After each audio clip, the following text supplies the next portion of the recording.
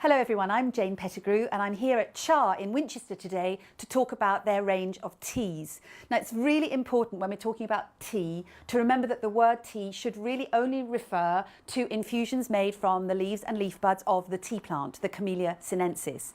But there are of course other infusions which we drink, things like chamomile and rosehip, which are actually made from other plants. So we're going to be talking today about tea.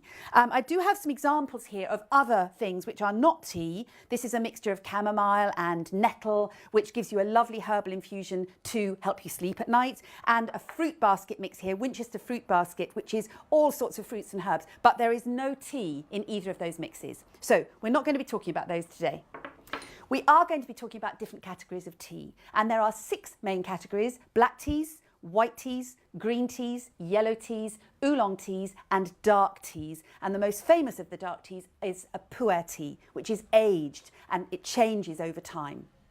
So the difference between these 6 different categories of tea is actually the level of oxidation that takes place in the leaf during processing. And oxidation is actually what happens when you cut an apple or a pear and expose the juices from within the flesh of the fruit to the air. And there's a reaction, a chemical reaction between the juices in the fruit and oxygen in the air around it. And very quickly the flesh will go brown. Now that's exactly what happens when we process tea. With a black tea, for example, which looks like this. You're all very familiar with black tea because we drink a lot of it in this country.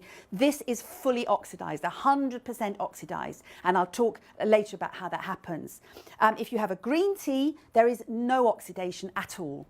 We actually stop the oxidation. With a white tea, which is becoming very, very popular, there's a certain amount of natural oxidation. We don't interfere with the processing, so there's a little bit of natural oxidation.